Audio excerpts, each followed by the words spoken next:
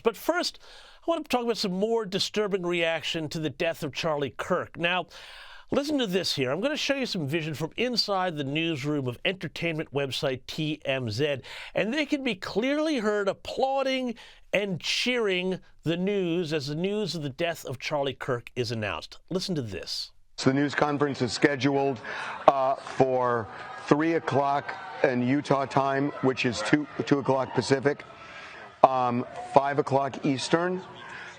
Janet, go.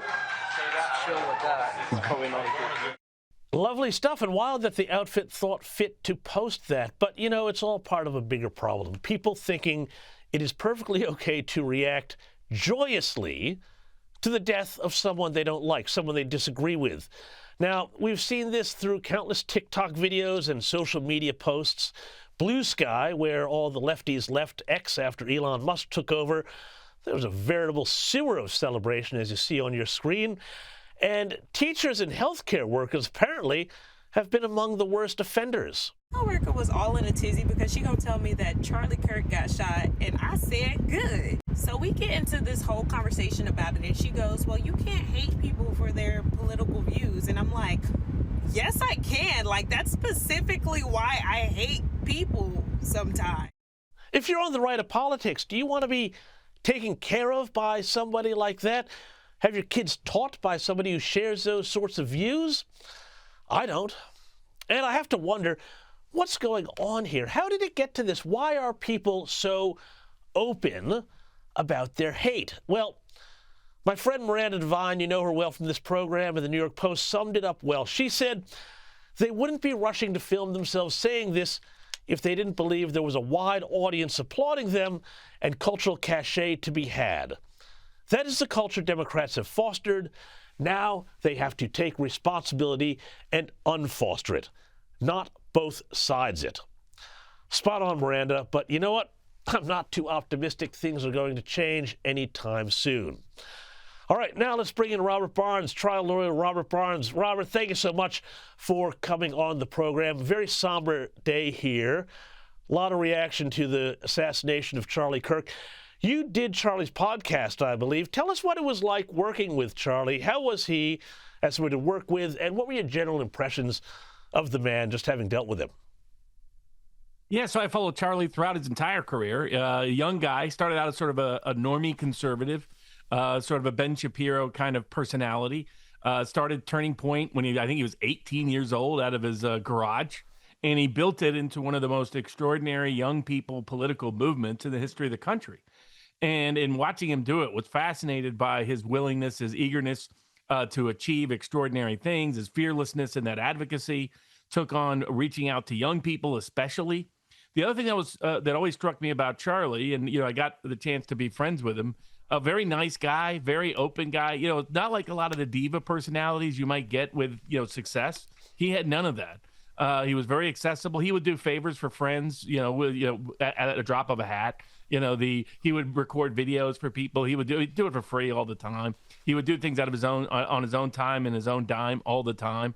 Very open-minded, very curious guy, willing to change his opinion on topics, on subjects, on policies. A true throwback to old school American dialogue and debate in the best of the Enlightenment tradition.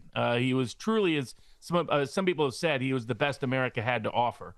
And his assassination is a tragedy, not only for obviously his young daughters and young son, and his young wife, but for America itself, because it looks like political violence is getting a permission slip from the left. And as long as that happens, we're going to face a lot more of it, and we're going to look like the 60s all over again.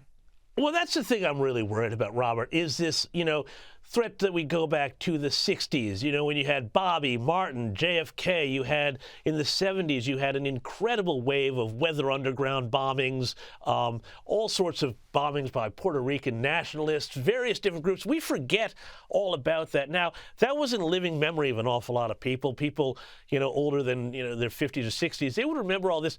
We seem to have forgotten about this. How concerned are you that America is going to descend back into this? Because while I know there's been political violence on both sides of politics and victims on both sides, only one side seems to get on social media and cheer when it happens.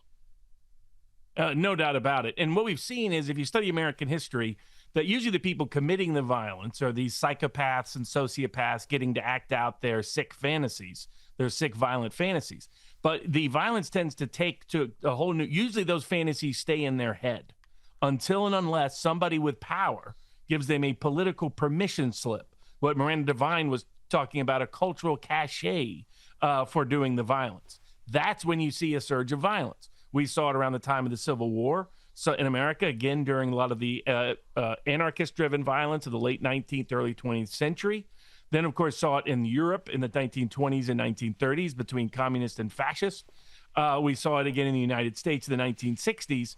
I studied in detail when I was in school the history of the Ku Klux Klan. And what you find is that organization's violence surged and waned with political permission slips by the local and broader political community. That when the community condemned them, that violence disappeared and faded in the background, became rare and exceptional.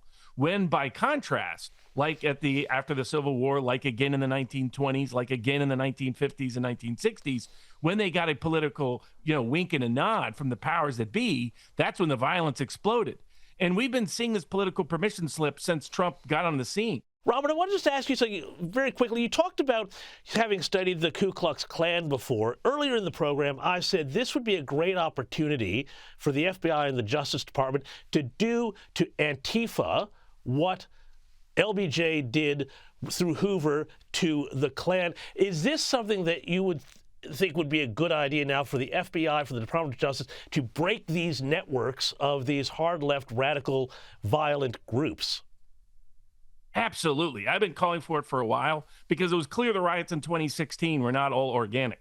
That unlike Charlie Kirk's organization, many of these protests, many of these violent movements have shown the signs of sponsorship, of patronage, of financial support. The Trump administration is getting serious about cracking down on all the funders, the supporters, the facilitators, the aiders and the abettors, the enablers of this dangerous violence. We've got to, at a minimum, stop the political permission slip, shame and all the people that do it, and go after criminally and civilly the financial networks that are encouraging this and incentivizing it. We need to crack down on this politicized violence now, and everybody who's funding it, abling it, and enabling it. Robert Barnes, thank you so much for that perspective. I'm really glad we had you on the program this week.